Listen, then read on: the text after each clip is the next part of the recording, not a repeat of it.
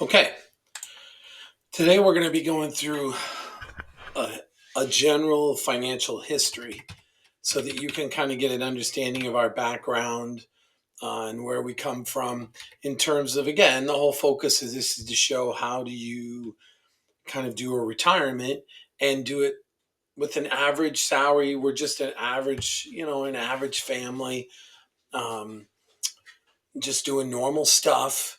So if I just jumped into retirement and showed you how much expenses we had and stuff like that, I think it would be out of context in terms of, the life we've lived. So basically what I've done, as you can see here, is I've got from 1990 to today. And what I tried to do is kind of take all the major events in our lives uh, that occurred and kind of put a timeline to them when they occurred, what happened. I will be going all over all this stuff in detail, but this will also kind of drive our individual discussions too. When I drive out some of these videos, like, hey, how did we handle our retirements? What do our retirement accounts look like? What do the portfolios look like? How do we handle our house purchases? All this stuff I could dive much deeper into, but I'm trying to keep things at around 20-25 minutes. So if you get a context from this video, it'll help kind of establish the foundations for all the rest of the videos we're going to do. And it'll be pretty, and like I said, at one point we will deep dive into everything, exact expenses, exactly how much and where we spend our money, how much, down to how much do we spend on electric, how do we spend, like, this is going to be a real detail centric. How did we retire? I'm not a financial planner, but how did we do it? And people can take good things, they can take bad things from it all. Even how do I currently, like, how am I doing things now? So let's go ahead and dive into this. So real quickly, you're going to see it's kind of a shame, really. It's like I feel like I just summarized a good portion of my life in one little spreadsheet in rows 5 through 40. But you'll see it starts at 1990, where I graduated college, kind of went into the real world, and ends, at least for today, in 2025.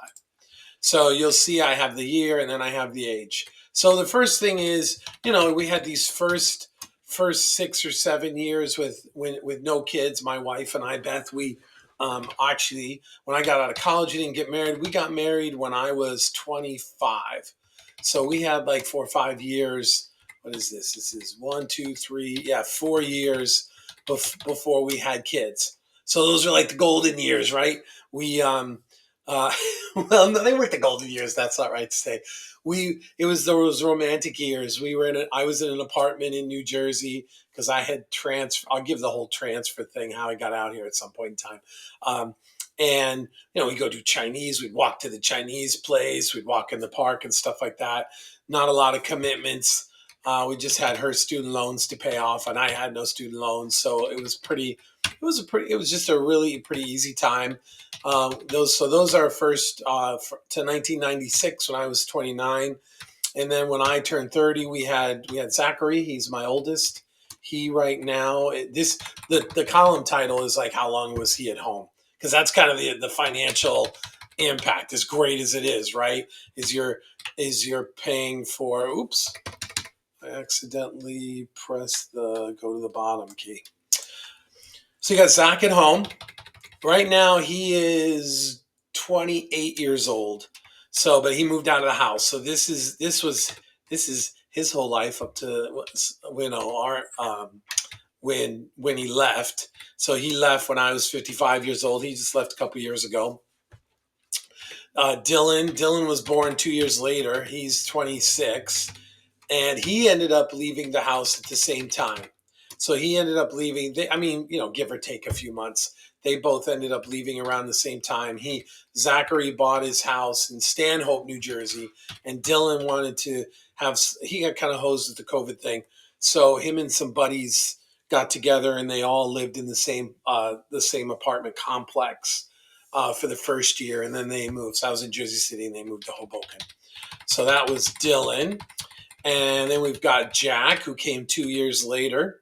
Oops, Ariel, I forgot to undo the thing here. Jack came 2 years later, and he's still at home. So you'll see he's going down here. He's 24. And Ariel, she's my fourth. She is still at home too, and she will be turning 22 in April. So that's my four kids. Zach's my oldest, then Dylan, then Jack, then Ariel.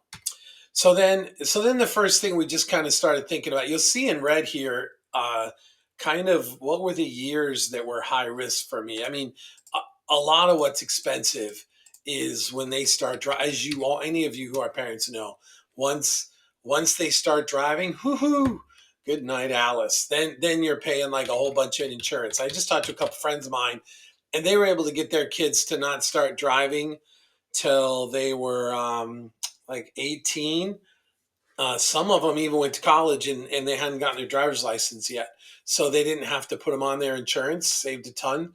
My kids were dying, just dying to get a car. So I had bought Zach a car when he was 18. I bought him it was like a 1995 AM Jeep, just one of the white, it was a white Jeep, CJ5, I think so. Either a CJ5 or CJ7, paid like 2.5 grand for it.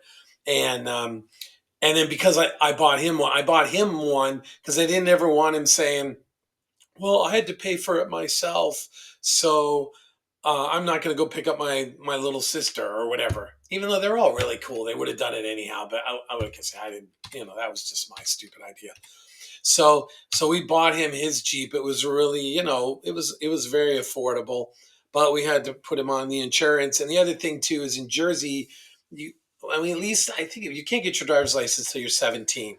So you didn't have to dump them on your insurance till they were 17. When they're 16, they could go without insurance. But so we put him on insurance. Now with my kids, and this would be another whole discussion, even though we probably won't have it, is I require them to have a job by 17. It doesn't have to be full time. It could be part time. Basically, they need to have enough money to put gas in it and to have a good time, because I work too hard to have to for them to be coming to me, and it would just drive me crazy if they were always coming to me for cash. So they always had an allowance. We were actually having a fun conversation about that the other day with Ariel. I can't even remember what the allowance was, but since Ariel was the youngest, she ended up, because the allowance wouldn't be enough for them to think it was worth it. So especially when they hit 17 and got their job. So Ariel ended up getting the best allowance, which wasn't even all that great. But she did like all the jobs. She did all the home jobs, which she reminded us of that. So you got Zach insurance, Dylan insurance, and it's all just hitting 2 years later. They're all 2 years apart. The kicker, and it was just, these are all the different cars we bought over the years. Like we had a Honda Accord in the early years, and I had a Chrysler Laser. Then we bought a Ford Windstar. Everything was used, like really used. Then I bought a Ford Taurus. We still had the van at the same time. Then we bought a Dodge Caravan from Enterprise Used Cars. That was a pretty decent deal. It just has a lot of mileage. And then we ended up buying our first new car ever was when I was 48. Then we bought the Highlander. That Toyota Highlander, we have it to today. So it's just doing great. It's 10 years old, and I don't think I put anything in it except for brakes and tires and oil. So Dylan's insurance came later. Jack's insurance finally came. Then Ariel's insurance came. And generally, the philosophy for us is when you get your first real job in that 22 range, you get like a few months where I don't pay for things. And then after like 3 months or the first time the insurance term comes up, you have to pay your own insurance, which is really a hassle to try and figure out what portion was theirs. And the insurance company would just do whatever it wanted in terms of trying to get us the best price. But I found one of our insurance bills, and we were paying like 9,500. I looked at one of my insurance bills because that was really a disappointing act in this whole thing. The banks don't carry anything past 7 years, I think. Credit cards don't carry anything past 5 years, because I wanted to do a full analysis. We've had the same credit cards for like 30 years. So I wanted to do the analysis to see like how much did we spend on groceries back then versus today, but none of that history stored. So I was disappointed, but anyhow, but literally when I had all the kids on the insurance, I looked up, I think it was this year, 2021, my premium for the year was $9,500, which is just unbelievable. Like that's almost 10 G's in just car insurance. So that was the car insurance stuff.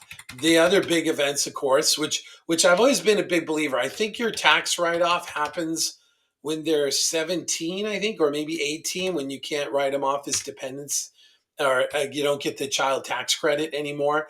But yet, my whole exposures was when I was paying insurance and paying college. That's when they should give me the most write offs, but they don't. So then these are when they went to college, because those are obviously, I had even dumped our bank statements from, I mean, I just looked them up and exported some transactions, and oh my gosh, the money was just flying all over the place. At one point I should have had three in. Yeah, that was right here. So in 2021, I actually had three kids in college at once, and it was just, I was just doing Venmos and just paying online for, I felt like everything. So that was really a tormented year. So this red box, which obviously should have gone across the way, is really, to me, the hardest years that were the most challenging. And if you look over here too, Beth was still looking for a job, because we thought it would be a lot easier for her to come back. So, I'm getting hit with insurance bills. It's just, we're trying to save for college. It was just a lot. So these blocks represent, our major events. Each kid, Dylan, like we talked about in the last video, it took him one extra semester because he commuted to a community college, and then after that he transferred. So he was around for one more year, at least for college. Him and Zach both took off at the same time though. And then Ariel's still in the house. She started college, and now we're just trying to figure out what she wants to do. It's up to her. Oh, that was Jack. Sorry, this is Jack. He went to 4 years local, and then Ariel did a couple. She did 1 year, and now she's just trying to figure out what she wants to do. Okay, so the next thing, which we'll do a whole session on this, like with vacations, but basically, and this is just so you can get a feel for what our lives are like. Like, how do we get? Like, I'm a big believer in, you won't know how we got to where we are, which to you may be a lot, to you may be a little. I don't know. It just depends on who's watching. But it's important that you understand, like, how we got there. What was our general lifestyle like? What were some of the hurdles we had? And that's kind of why I'm showing you all these major financial considerations that we had. So we always go to Wildwood, New Jersey. It's a beach vacation. Uh, it costs around $3,000 generally to go down there, and all our kids to this day go down there. We meet up with about, I think in total there's like 42 of us that go down there and hang out. So even though you always see this at the top, we have basically gone every year, I think since Zach was maybe two. So we've been going to Wildwood this whole time, all the way up to even this year. You have to book it almost a year ahead of time because it fills up. But it's in Wildwood Crest, New Jersey. Basically, you go stay in a hotel, an efficiency, and you just have a great time with a bunch of family members. Like I said, there's like 42 of us, so it's super reasonable. And it's just a great time. You ask my kids, would they trade it for the world? They're like, no. They never considered it a sacrifice, only because there was so many of us. I don't think it would have been as much fun had they gone down with just four. But when you're going down with six people, it is a good time. I'll have to show some pictures. I'm sure the family won't mind. So we did later on. We never really went. Oh, we did go to our honeymoon. We went to Bermuda. So that would have been like right maybe in here, Bermuda. Who knows? Maybe we'll show this whole thing again when I'm doing something contextual. So we went to Bermuda. That was the one time we did go to Bermuda. Oh, you know where else we went? No, that wasn't. We went to Bermuda a couple years later. Control C, Control V. We went to Portugal for our honeymoon. So we have done a few things, a lot more than my family did when I was young. So we went to Italy and Switzerland. We brought the whole gang there in 2018. And then in 2023, like a year and a half or so ago, we took the whole gang to Ireland. So that's a very expensive trip, but lots of fun. Okay, so this gets into what is all the other major stuff we have. Houses, obviously. So we have our first house, which we paid 138,000 for. Kept it. We actually kept it 4 years. I don't know why I got this thing going here, but we kept it for 4 years. Then we sold it, and then we bought our second house because we knew this was a small house. This just had a bathroom upstairs, two bedrooms upstairs. That was it. No washer. I mean, it had a washer dryer in the basement. The main floor, you basically just walked into a living room and stairs going upstairs and an eating kitchen. And the eating kitchen didn't have a dishwasher. So, but that was our very first house. And at that point, and we'll go into my how much money I made at this time, not in this video, but we'll get into like a salary video. And it just, we had to plan for the worst. So I was content with, hey, if this is the house we're going to live in, this is it. You can actually see this was our house right here, our first house, where you would walk in, and then this was the living room, and in the back half was the eating kitchen, and then the upstairs was just a bathroom and two bedrooms. And there was a little like study on the first floor here, just an adorable house, but too small. Like we couldn't. I knew Beth wanted four kids, but the other side of that coin was, hey, I can only afford what I can afford, and I didn't know how much I was going to make, and this was pretty young in my career. So we ended up in 1998. Yep, 1998. We stepped it up. We always put 20% down on our houses. We'll talk about that. We pay our own taxes, so it doesn't have to sit in escrow that whole time. So our second house was 240,000. We always put 20% down. I may have already said that. This was our second house. This and actually, when we bought it, it didn't have this. These are two bedrooms over the garage. We didn't have those at the time, which is another funny story because all three of my boys wanted to be in one room. So in one room, we had two bunk beds and a regular bed, and they would just talk all through the night, having like sports card games, and it was they had a good time. But then once one of them went to their own room, once Zach went, then Dylan wanted to go, and then Jack is in that room today. So when we originally bought the house, we didn't have these two bedrooms over the garage. So now it's a five bedrooms. There's five bedrooms upstairs and two bathrooms, and then downstairs. Anyhow, we can get into it. But this, and then we sided it. Every time we basically refinanced, we would refinance for a lower interest rate, or we'd refinance for a low interest rate, or we refinance to build the expansion. So let's go back to that. Oops, sorry about that. So that was our house. We paid 1,275 per month. Our taxes now are 13,000 a year. So that's the killer about New Jersey is a thousand bucks a month just in property taxes. And we'll get into that discussion, like living in New Jersey in the house. But I want to get through this in the next 5-10 minutes here, just as an outline. Okay, so this is where do my retirement sources come from? Like I wanted to put in this, where did I start saving? Because that's clutch too, right? Like how much and how much did I start at 50 and put in a whole bunch of money? So I want people to understand the history. So for the first 8 years, it was my first job. We had this glorious pension, which really wasn't so glorious after I got it. Because I ended up selling it, but selling it to myself, whatever. And so I had a pension for the first 8 years. So I really just didn't save anything. And then for 2 years, I went to a small contracting shop and I did independent consulting. Well, it was a contracting shop, and I went from company to company. They leased me out essentially. That was just a miserable experience.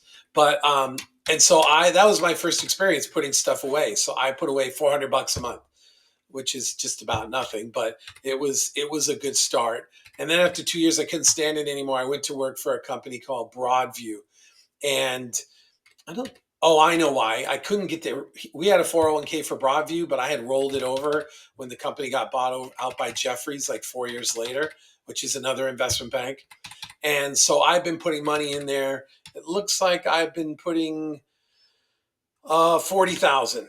So I must have been maxing out or trying to max it out because at 401k we were a small shop. There was no pension, or both these were relatively small. Broadview was a couple hundred, I think 300 people at its max, and so it was all the 401k. So you'll see I rolled that over in there. But what's also interesting about this is if you look, I really didn't start going like really hard. Like I probably started at like 34 actually starting to max out stuff. And then I just max stuff out. So, well, actually, I didn't even really max stuff out. If you look at it, I did 13,000. I don't know where my head was at. I did 13,000 in 2004. I did 9,000, which is really odd, in 2005. And I did nine. Oh, I remember now. They would match 25%. And then in year 2007, they matched 50%. That's what drove me to do it. So then, which is really nice. Even and that only lasted a couple of years, and then they reduced it and never brought it back, of course, which is a whole other just annoying discussion. But so that's what prompted me to start maxing. And then from then on in, ever since I was, let's see, 40, I've always maxed it. Always. And I even a couple years in, oh, that's not in here actually, but we'll talk about that. We talk about pensions specifically. A couple years in, a couple years ago, a couple of years before I quit, I called up Fidelity and they said, "Oh, did you know you can do the backdoor Roth?" I always thought I made too much money, and so I started doing a backdoor Roth for like $1,000 a month. So, but we'll talk about all that. Like I said, right now, when you're with me on this video, just be thinking, I'm trying to give you just a picture of what our lives were like to now. So, Beth, so I was a software developer. And you can see that's how most of my stuff is 401k and a little bit was pension. But in 2020, they offered to buy me out, and the interest rates were like zero, so it was the max. So for whatever 8 years of pension, they gave me 60 grand. We'll do a video on that because it's actually very interesting. I did a study on it, and if they would have just given me like, I don't know, $3,000 a year for these 8 years and stuck it in the S&P 500, I would have been way ahead. But it was still good because I took this 60K when the interest rates were low and I jammed it in the S&P 500. So it's been doing really well. So let's go to Beth because we're trying to get to the end here. So Beth is she's a teacher. She's a third grade teacher. When I met her for the first 8 years or so, she was teaching in New York State, not New York City, New York State, which just at the top of the New Jersey, New York border. So we decided for her to stay home, which is another reason why it was a little stressful there sometimes. But when the kids were little, she stayed home. So that's 1, 2, 3, 4, 5, 6, 7, 8, 9. She stayed home for 9 years. And then we always thought, oh, you're a teacher. You'll just be able to get something real quick. So, but it ended up we wanted her to get something in our town of Wayne so that she could, she would be close to the kids because I was working in New York City a lot. So she could bring kids places and stuff like that. So it took like 4 or 5 years. And then and the kicker is even once she got a job, it was like subbing and then long-term subbing. So the pay was kind of lame, but you'll see that. That'll be a whole nother discussion of our retirement stuff and our income, like how much money do we make. Again, I'm just telling you right now so you have a nice history of what we did. Then when she finally found the 10-year job, it was 2013. And she's been doing that for 1, 2, 3, 4, 5, 6, 7, 8, 9, 10, 11, 12, 13 years. So that's been great. Not a great pay, but a nice pension and great health care. We do, as soon as she got her job, we switched all of our health care to her. So so what happened was though, is she has a pension from New York because I wasn't thinking about, at the time we were married, I wasn't thinking about retirement. And that obviously we all know that's the key, right? The earlier you think about it, the better your money does. But she has a 403B. So the second she got her tenured position, we really didn't need her money, which was really a bonus. We lived without her money for all these years. So what we did is she would get the money, but then we maxed out her 403B. So not only was she getting a pension, but we maxed out her 403B for all those years. It wasn't great. Like we went through this particular account because she didn't have a lot of options. Where like mine, it's in Fidelity and I can manage everything, which we'll do that one day. I'll show you. I have a brokerage link. I have, oops, that's the timer that I got to wrap up the video. So I have a brokerage link. I have all that stuff. So I have absolute control over my 401k. It doesn't work that way with her. But so she put in 16,000 a year. Basically, we lived, we just lived like we always lived, with a few exceptions, like Italy and Switzerland and Ireland. But then what did happen, just as notable, and then we can be done, is in 2024, I retired. So what we did is we said, we're not going to do her 403B anymore. I mean, there isn't a lot of there's no matching or anything like that. So what we did is we essentially when in December of 2023, we and I did a whole bunch of analysis on this, which we'll go over. But we basically stopped living on my income, even though I didn't retire until March, and lived entirely, not entirely. We pay half the bills. I pay all the weird stuff, and we'll get into all that. I pay insurance, property tax, all that good stuff out of my retirement stuff, and she pays for like all this, the day to day kind of stuff. But so we had to stop her. We stopped her from doing that anymore so that we could essentially, I'd retire. Now I had saved up a lot in cash when, because we paid off our house, which I forgot to mention at 53.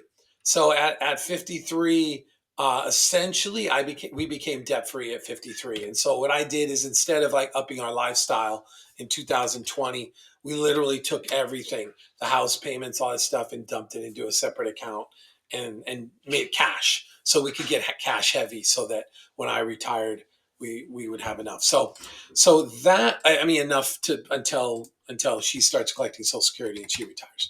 So we will get into all these numbers a lot more detailed. I just wanted to give you an overall look at the history so you have a good sense of like where we come from, the kind of lifestyle we live. Like, do we go on exorbitant vacations? You'll see we go on a few. What's our car situation? We're clearly driving Toyota, Dodge, not Mercedes, not BMW. We didn't buy our first car till then. Did our kids all go to college? Yeah, they all went to college. We got some help from a relative on there. But you're kind of getting a sense for, did Beth stay at home? Yes, she stayed at home. But we will go over some of this stuff.